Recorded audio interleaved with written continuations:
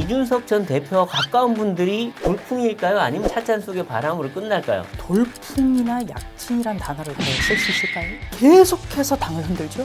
네. 대통령 공격하고 이재명 대표의 사법적 리스크에 대해서 글을 쓴 게 있나요? 저는 기억이 없습니다. 그렇죠. 이런 거를 내부 총질이라고 하는 거예요. 놀부가 울고 갈 일이에요. 있을 수가 없는 일입니다. 네. 이제 당 대표도 지금 뽑고 있는데 예. 당 대표는 아무래도 지도부의 가장 위니까 네. 지금 같이 일할 분이 누구냐에 따라 상당히 분위기도 달라질 예. 텐데 지금 뭐 여론조사에서는 김기현 후보가 앞서고 있다고 하는데 또 땅 투기 논란으로 후보 간에 상당한 또 네거티브 공방이 있어요. 지금 당 대표 선거는 어떻게 전망하십니까? 제가 이제 재선거 하다 보니까 네. 사실 다른 분 선거는 조금 네. 관심이 좀 덜한데요. 네. 당 대표가 김기현, 안철수 이분들이 지금 양강 구도지요. 네. 예. 근데 이 두 분 중에 누가 되더라도 네. 과거에 이준석 전 당대표 같은 그런 당대표는 나오지 않는다. 이렇게 자신 있게 말씀을 드립니다. 예. 이게 재밌네요. 굉장히 중요하지요. 네. 네. 네. 그러니까 당대표가 특히 이제 우리는 지금 여당인데 네. 사사건건 대통령 발목 잡고 네. 걸핏하면 가출하고 아하. 예. SNS에 특정 당내 의원을 올려가지고 조리돌림하고 또 더불어민주당이나 이재명 대표를 향해서는 공격이 없고 이런 당대표는 전무후무할 거예요 앞으로도. 네. 그래서 그 부분에 대해서는 저부터가 굉장히 안심하고 있다. 이런 당대표는 예. 나오지 않으니까. 알겠습니다. 그리고 김기현 후보에 대해서는 뭐 이제 일종의 검증이라는 이유로 뭐 울산 땅과 관련해서 네거티브 지금 전략이 네. 강구가 되고 있는데 네.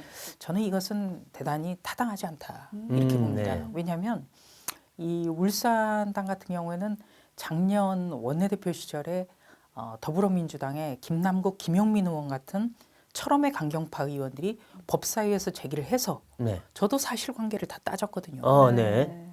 그렇다면은 이미 사실이 아닌 것으로 확인된 것이 왜 갑자기 이번에 다시 등장했나? 네. 아무리 경선이 본선보다 훨씬 더 치열하다 이런 평가는 있습니다만 이런 것을 되풀이해서는 안 된다. 왜냐하면 우리가 당의 내부의 자원을 서로가 존중해주고 또 그리고 사실이 아닌 것은 사실이 아니라고 인정해야 돼요. 우리 네. 내부는. 네.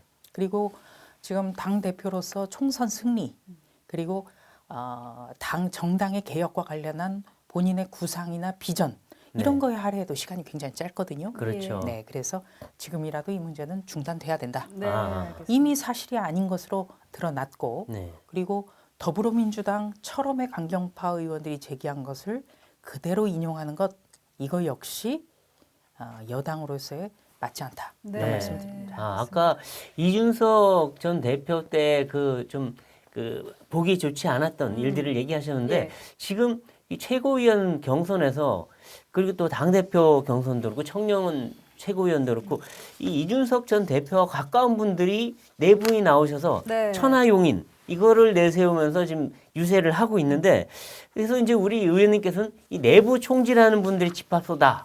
그리고 이분들 더불어민주당 가야 될 분들 아니냐까지 얘기하셨는데 예. 이분들 돌풍일까요? 아니면 그냥 완전히 찻잔 속의 바람으로 끝날까요?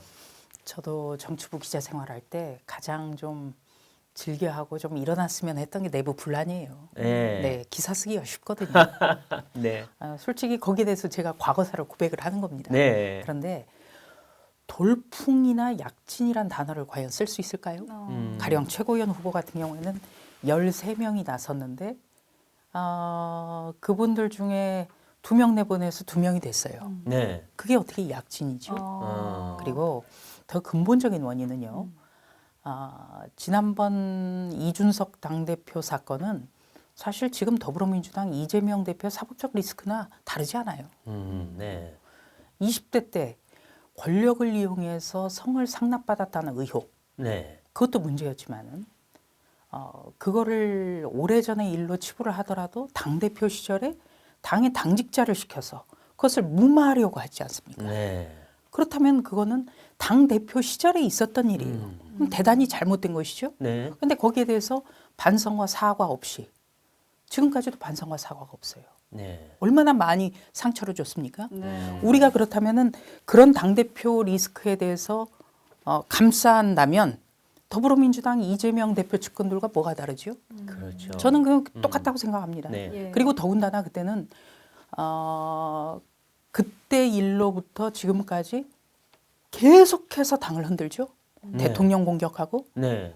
언제 이재명 대표 비판하고 이재명 대표의 사법적 리스크에 대해서 뭔가 글을 쓴 게 있나요? 저는 기억이 없습니다. 그렇죠. 예. 네. 그렇기 때문에 이런 거를 내부 총질이라고 하는 거예요. 네. 근데 이제 김용태 그리고 후보- 네. 더군다나 그런 반성과 성찰과 사과 전혀 없이 대리인을 내세운다?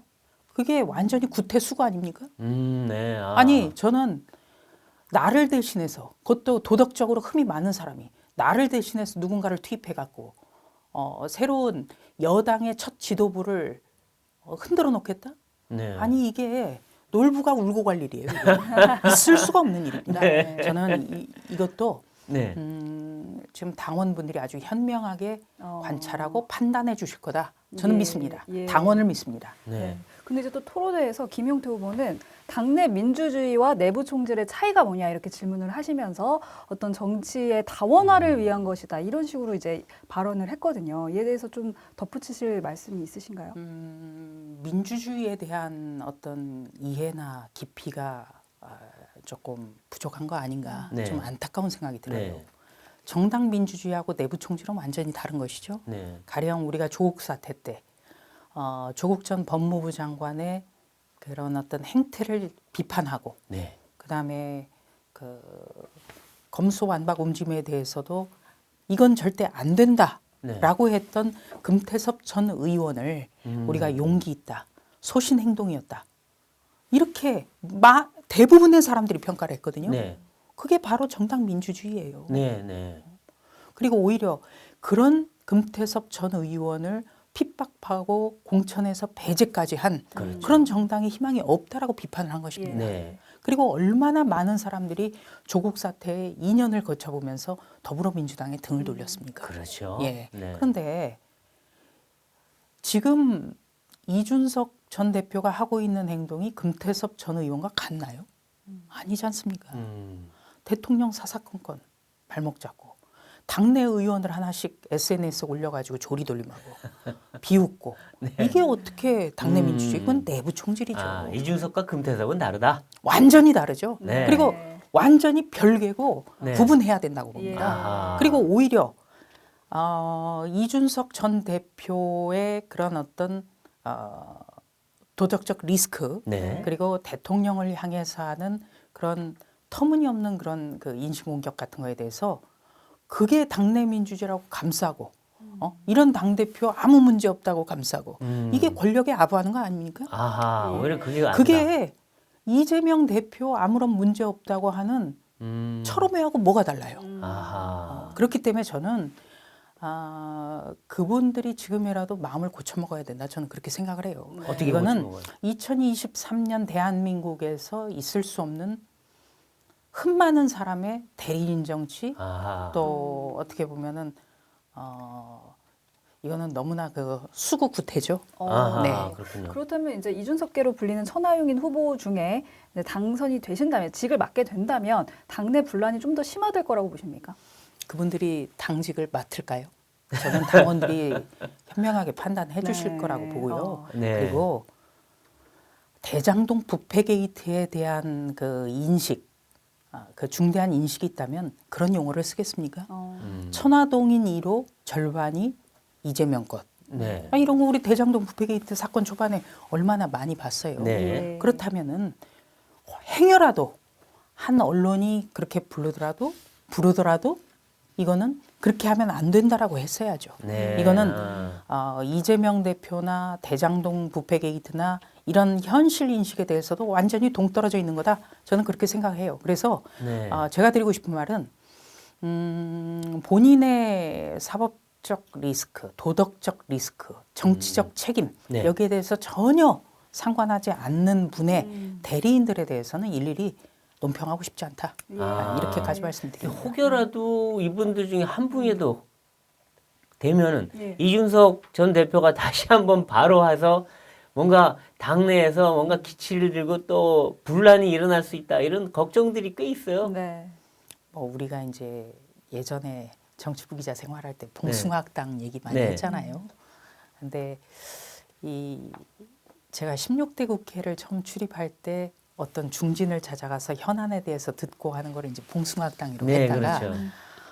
이게 이제 터무니없이 그 분탕질이 있는 그런 회의를 보면은 봉숭아학당으로 일컬어지게 좀 용어가 네. 바뀌었더라고요. 아, 네, 근데 그렇죠. 더 이상 그런 일은 없어야 된다. 예. 아, 그리고 엉망진창 이런 일은 네. 안 된다 이거죠. 네. 그리고 우리는 더군다나 지금은 책임 있는 여당이에요. 네. 여당이고 국회에서는 아무것도 할 수 없는 국회에서는 야당입니다. 네. 엄혹한 상황이에요. 예. 그렇기 때문에 지금은 더더욱이 원팀 지도부, 헌신하는 지도부가 필요하다. 예, 그래서 당원분들이 슬기롭게 이거는 현명하게 보실 것이다. 아. 네, 예, 이런 알겠습니다. 말씀을 네. 거듭거듭 당부드립니다. 네. 네. 국회에서는 야당이다 이렇게 말씀하셨는데 지금 거야의 벽에 가로막혀서 사실 법안이나 예산 통과가 쉽게 이루어지지 못하고 있는 상황입니다. 네. 지금 이 야당의 폭거에 가장 치열하게 또 논리적으로 대응할 준비가 돼 있다 이렇게 토론회에서 또 발언을 하기도 하셨는데 구체적으로 좀 어떤 계획을 가지고 계신지 궁금합니다. 국회에서 지금 그 어떤 것도 할 수 없다는 거는 국민 여러분이 다 잘 알고 계십니다. 네. 가령 일요일 날 유례 없는 본회의를 열어서 장관 해임 건의안 통과시켜 놓고 네. 그 장관을 국정조사의 핵심 증인으로 채택하고 네. 좀 앞뒤가 전혀 맞지 않는 행동들이 있죠. 네. 그리고 3월 1일 날 3.1절 날에도 본회의를 소집하는 이런 기막힌 일. 네. 이런 게 국회에서는 아무것도 할 수 없는 우리의 현실적인 지위 때문에 어떤 것도 막을 수가 없어요. 그래서 내년 4월까지는 이런 부당성, 불합리성을 논리적으로 국민께 알리고 호소하는 것이 굉장히 필요합니다. 그렇죠. 이거를 지도부가 해줘야죠. 네. 네. 그렇죠. 이 점에 대해서는 제가 국회 들어와서 법사위나 예결이나 국회 운영위에서 논리적으로 치열하게 맞섰던 것 네. 이런 네. 거를 보시면은 저는 잘 이해하시리라고 생각합니다. 네. 네.